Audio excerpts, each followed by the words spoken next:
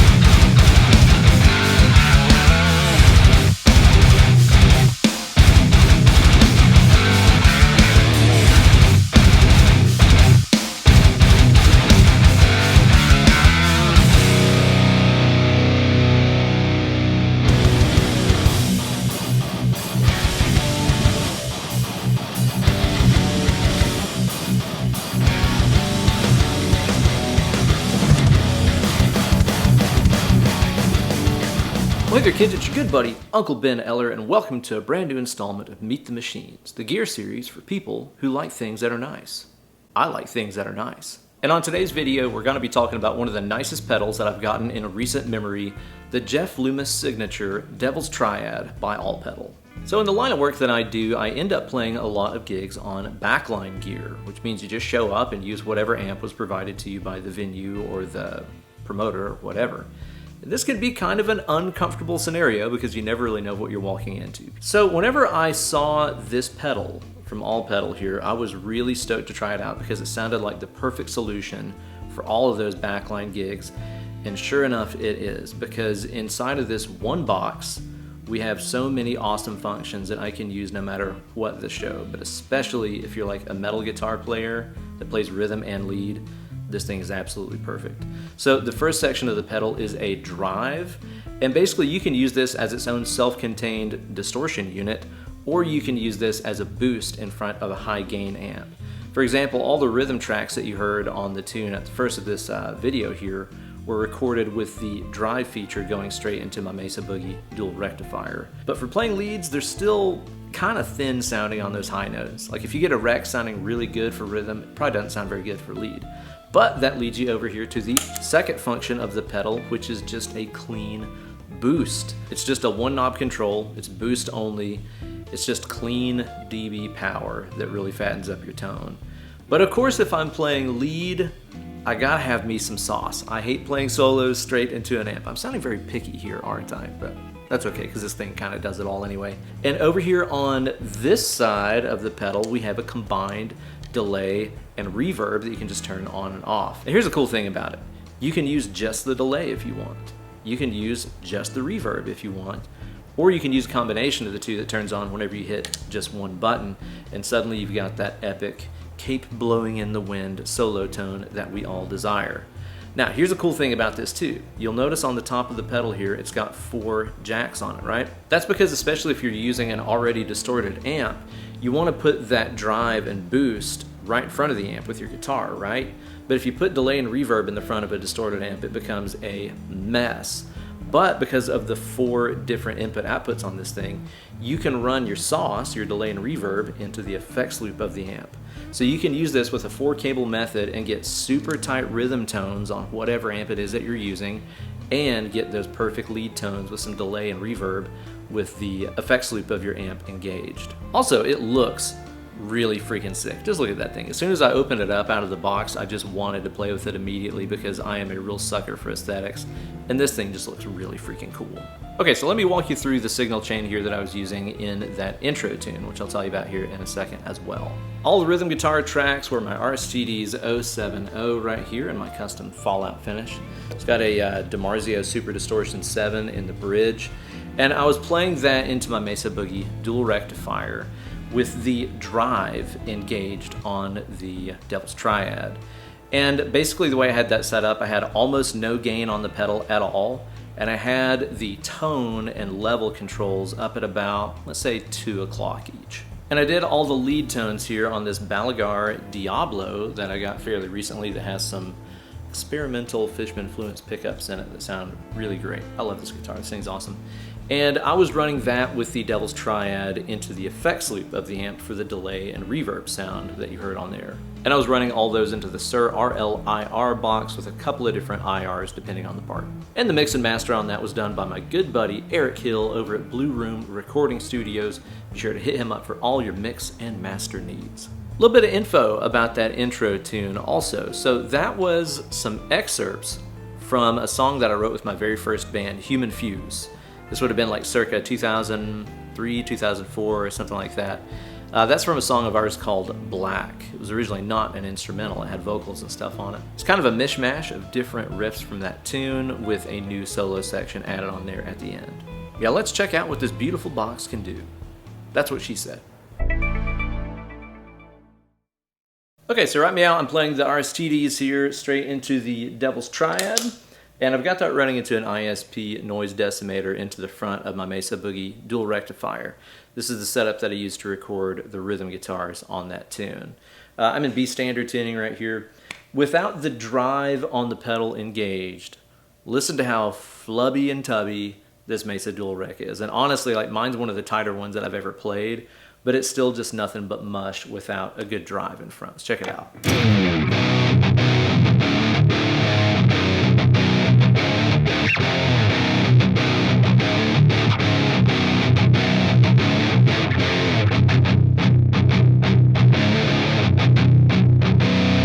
It's like Mud City, right? Meanwhile, if you engage the drive section here, and again, I've got the gain basically off, and the level and tone controls at about 2 o'clock each still. Here's what it sounds like by comparison.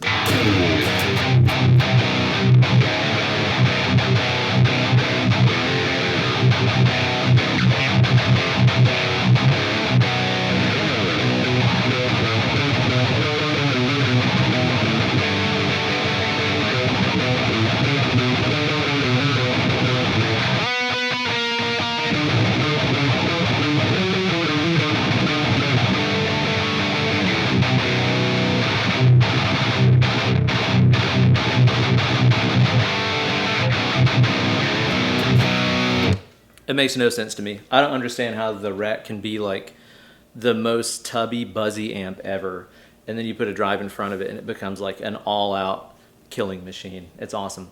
So the cool thing about this drive is that the tone control in it can really help you shape whatever you want out of an amp. So if you end up, you know, plugging into an amp that you're familiar with, but maybe the cab is darker or even the room is darker than what you're used to, that tone control can really shape it a lot. Let me mess around with the range of that a little bit so you can hear what I'm talking about.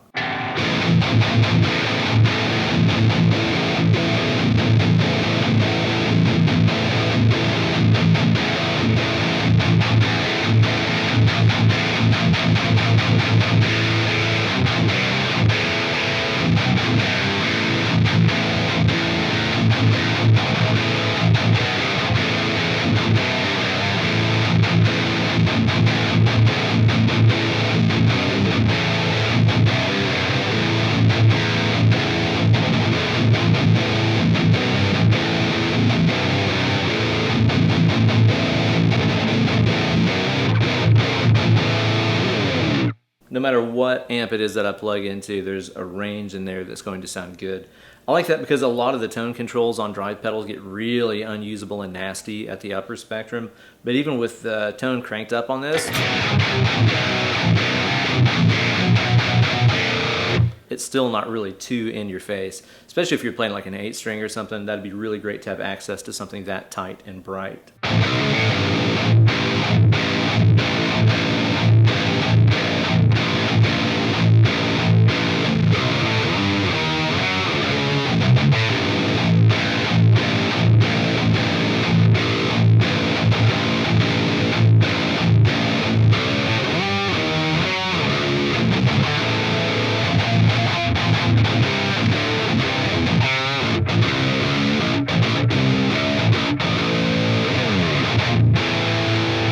Super tight. I really love how this thing feels.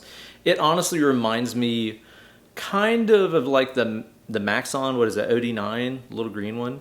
It's kind of similar to that, but that pedal still kind of has that tube screamer thing with that ever-present kind of mid-range honk that you can't really unhear after you hear it. This is a little bit more tame, a little bit more neutral sounding, which I really like for these purposes. I want to show you the before and after here with the guitar and drop A so you can really hear how tight this is making the amp sound. Here it is without the boost engaged.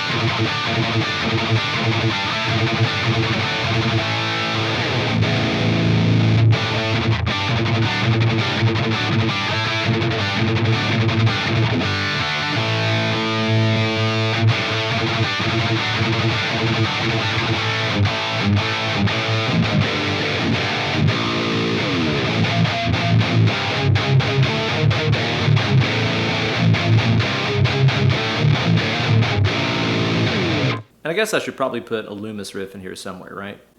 Probably.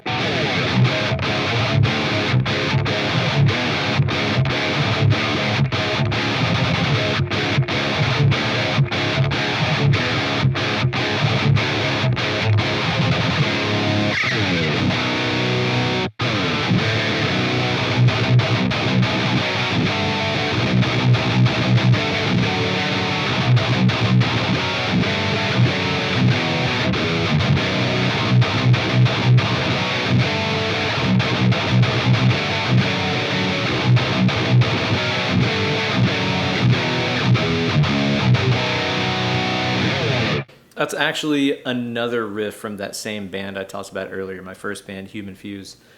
If you search around, you can probably still find some of those demos that are like really embarrassing and recorded by really young guys that were doing this stuff on the lowest budget possible, like with our buddies. And actually Brandon Cagle, that was one of the original guitar players for Whitechapel. He engineered and recorded a lot of that stuff on the guitar side of things.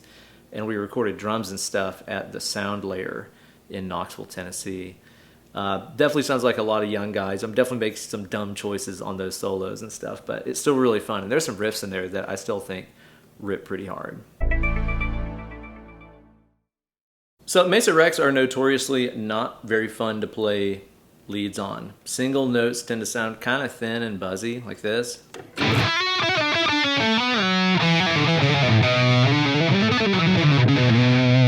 And again, they're just mushy. Like they're not really responsive to my hands the way that I play. And if you turn on the drive, sometimes that can get a little too thin and kind of ice picky, you know, on the high strings. But with this clean boost engaged, I've got a little over noon right now. Listen how much fatter it makes everything sound. I'll start off without the boost on.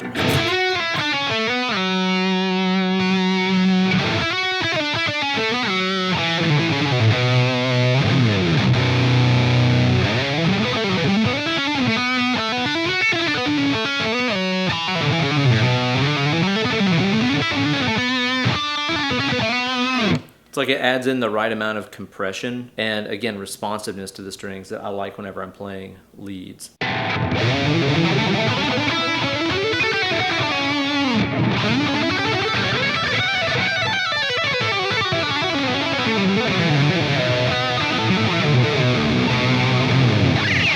Now that you've heard what the dirt side can do in front of an amp, let's use the PRS Archon 50 and use the effects loop. That way you guys can hear the delay and reverb. Okay, so now I've got this running into the PRS Archon 50 here. I'm playing that Balaguer Diablo I mentioned earlier. Lovely little guitar. And I'm running this with the 4-cable method. Okay, so I've got my guitar running into input A from the dirt side of the pedal. Output A is going to the noise decimator to keep my noise down. And then that's going to the front of the amp.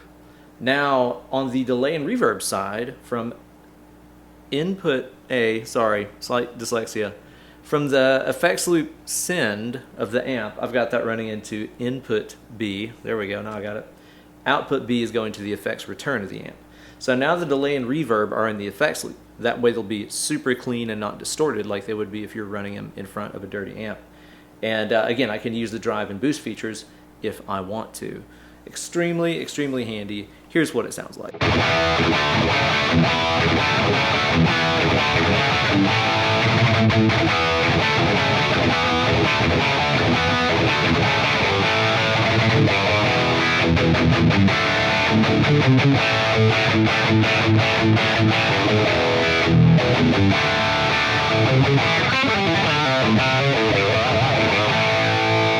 Rock and roll. Archon 50 is such an awesome amp, guys. It's really underrated. Now with the reverb side of things, same deal. Just level, tone, and decay controls here, so you can control exactly what you want out of that reverb sound. See what it sounds like with everything a little bit over noon.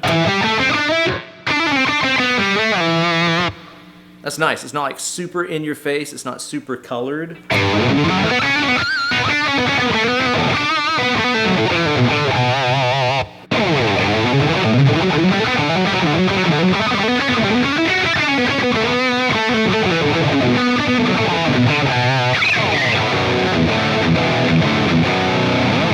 Now let's check it out with a whole smorgasbord of cool stuff engaged. I got the drive, the boost, and the delay and reverb going at the same time right now.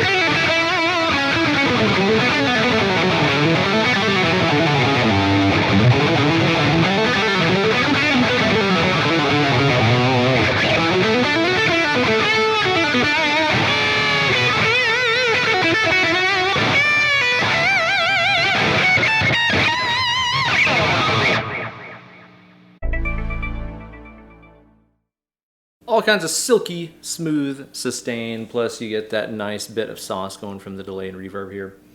Again, awesome. It's just what I want whenever I'm playing leads and stuff. Now the Archon 50 also has a really great neutral sounding clean channel as well. So I want to show you guys what this thing sounds like if you're running it into a clean amp. That's straight into the Archon. Let's turn on the drive right here. It's at about 9 o'clock right now. Let's get a nice little amount of push going on top of that clean tone.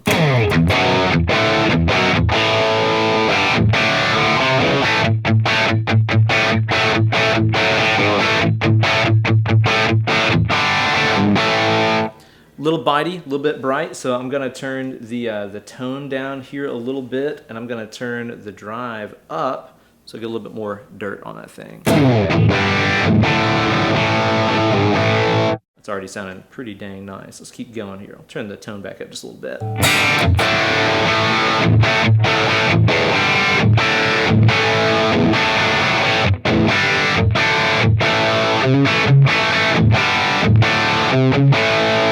Let's keep going with that drive just to see what happens. I'm gonna max it out here.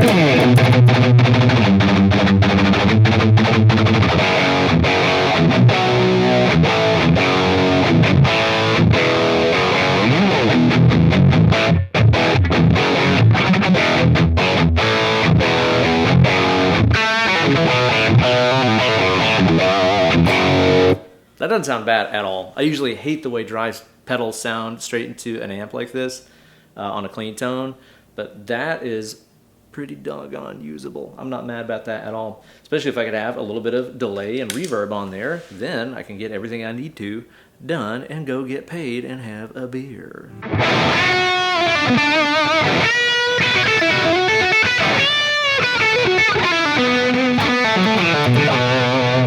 Again, that's in front of this tone. Pretty amazing, man. Yeah, it's safe to say that this is a pedal that I could take with me no matter what the backline situation is, and I'll be able to find a tone that works, whether I'm playing rhythm guitar, lead guitar, rock guitar, or either style, country or western. Absolutely killer pedal. I'm blown away. Everything that I need in one box, really. I think if I went on a gig and I had a clip-on tuner, sure, I could make it work. No big deal. This thing will definitely be traveling with me all over the dang old globe. Thank you guys so much for watching this installment of Meet the Machines, and huge thanks to the people at All Pedal and Jeff Loomis for designing such a handy, usable piece of gear for the working musician. If there's another piece of gear you'd like to see featured on a future installment of Meet the Machines, let me know in the comments section. And if you like this video and want to help support my channel, be sure to do so over on my Patreon page, patreon.com/BenEllerGuitars. Sign up today, you get all kinds of bonus videos, downloadable tabs, all kinds of good stuff. This week I'm putting up a video of me working through all the ins and outs of One by Metallica for an upcoming gig that I have on the Shiprocked Cruise in January 2023. Hope to see you there. It's going to be an awesome time. It's like a 30-minute video of me just going in and out of all the different parts of the song that I'm working through. So sign up today, you get access to that and a ton of other good stuff.